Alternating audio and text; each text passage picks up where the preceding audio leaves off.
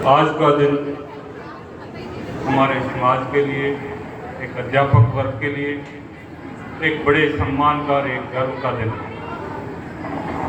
आज के दिन पर, आज का दिन हम हमारे प्रथम उपराष्ट्रपति और द्वितीय राष्ट्रपति डॉक्टर सर्वपल्ली राधाकृष्णन के जन्म दिवस के रूप में मनाते हैं। हम सबको आज उन्होंने ये गौरव दिया कि हम उनके जन्मदिन को मनाकर हम अपने आप को गौरवान्वित करते हैं कि हमें सभी गुरुओं का मान सम्मान करने का अवसर मिल जाता है और हम एक बच्चों के मन में भी अपनी छाप छोड़ते हैं कि हर बच्चा कोई अपने गुरु जैसा बनना चाहता है।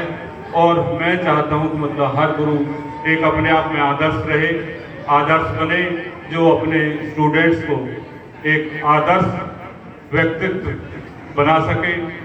मैं कुछ बातें अपने डॉक्टर सर्वपल्ली राधाकृष्णन जी के बारे में बड़े हाजिर जवाब थे। वो पहले तो उनके बारे में ये बात है कि मतलब जो हम उनका जन्मदिन किस तरीके से मनाना स्टार्ट किया, कैसे हम उनका जन्मदिन मनाने की शुरुआत की, कि उनके एक गुरुजी टीचर थे, अध्यापक थे और वो बहुत अच्छे अध्यापक थे। उनके बहुत सारे शिष्य थे।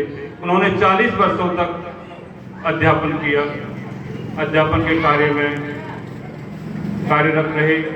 तो बहुत सारे स्टूडेंट्स उन्हें जो बहुत प्यार करते थे, उन्होंने कहा कि एक दिन गुरु हम आपका जन्मदिन मनाना चाहते हैं। तो उन्होंने कहा कि मैं अपना जन्म दिवस केवल एक ही शर्त पे मना सकता हूं कि केवल आज 5 सितंबर उनका बर्थडे था, तो 5 सितंबर को आप मतलब टीचर्स डे के रूप में, सभी गुरुओं के सम्मान के रूप में आप मनाओगे तो आप मेरा जन्मदिन मना सकते हैं। तो सन 1962 से हम इस दिन को 5 सितंबर को टीचर्स डे के रूप में मनाते हैं, डॉक्टर साहब के जन्म दिवस के रूप में मनाते हैं। हम सब गुरुओं के सम्मान में दिन को मनाते हैं। बड़े हाजिर जवाब थे वो, बड़े इंटेलिजेंट आदमी थे। एक बार लंदन में भाषण दे रहे थे तो एक गोरे ने कहा, तुम हिंदू कौन हो, क्या संस्कृति है तुम्हारी? कोई कुर्ता पहनता है, कोई कमीज पहनता है, कोई लुंगी पहनता है, कोई धोती पहनता है और कोई गोरा है, कोई काला है। उसने कहा, देख भाई बात ऐसी है कि जो घोड़े होते हैं ना, कोई काला होता है, कोई लाल होता है, कोई सफेद होता है, कोई कैसा, अलग अलग तरह के होते हैं, वो सब घोड़े होते हैं। और जो गधे होते हैं वो सब एक ही रंग के होते हैं। गोरा समझ गया जो एक रंग के। उसने कहा था कि हम तो सारे अंग्रेज हैं, सारे एक ही रंग के हैं, सारे गोरे गोरे हैं और एक ही तरह के हम ड्रेस पहनते हैं, तो सारे एक जैसे दिखते हैं। उसने कहा जो एक जैसे दिखते हैं वो तो सब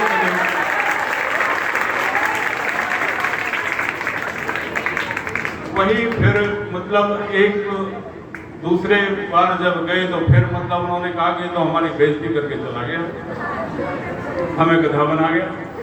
फिर दोबारा पूछा कि हम जो अंग्रेज हैं, देखो सारे भगवान के बड़े सबसे प्यारे हैं, हमें भगवान ने सबको गोरा बनाया है, सबसे प्यारे हम भगवान के हैं, सबसे सुंदर बनाया है। तो कहा कि एक बात सुनो, भगवान को एक बार रोटी बनाने का मन कर, मैं रोटी बनाऊंगा। उन्होंने पहली रोटी बनाई तो जल्दबाजी में वो कच्ची सिक्की, वो पहली बार बनाई कच्ची सिक्की। वो कच्ची सिक्की तो वो रोटी अपने कच्ची तो देखो रंग कैसा होता, गोरा गोरा। जो कच्ची रोटी सिक्की है, जो पहली रोटी सिक्की वो तो बन गई अंग्रेज। फिर उसने दूसरी रोटी सेकी तो दूसरी रोटी उससे ज्यादा सेकी, बहुत ज्यादा सेकी। देखो दूसरी रोटी जो बनी वो बन गई जो काले लोग, हब्सी, नीग्रो लोग बन गए। अब भगवान सतर्क हो गया, मैं चल भी गई और एक वैसी भी होगी। तो उसने तीसरी रोटी बड़ी सावधानी पूर्वक बनाई, बड़े प्यार से बनाई और वो बढ़िया सिक्की, बढ़िया रोटी बनी।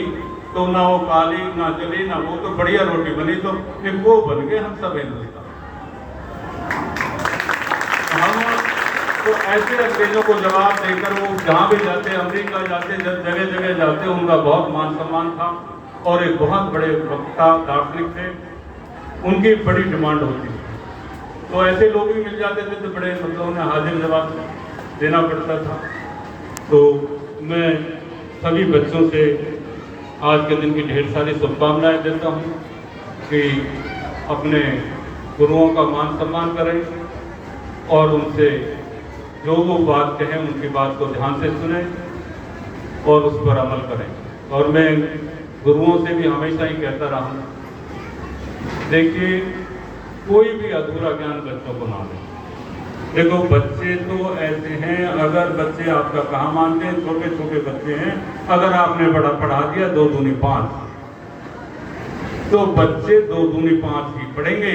चाहे उसका माँ बाप IAS ऑफिसर हो, उसे वो कहने लगा नहीं बेटे गलत है 2 दूनी 4, तो बच्चे उसकी बात को नहीं मानेंगे, अपने गुरु की बात को मानेंगे, वो हमेशा पढ़ेंगे 2 दूनी 5। किसी की बात को नहीं मानेंगे, वो टीचर की बात मानेंगे।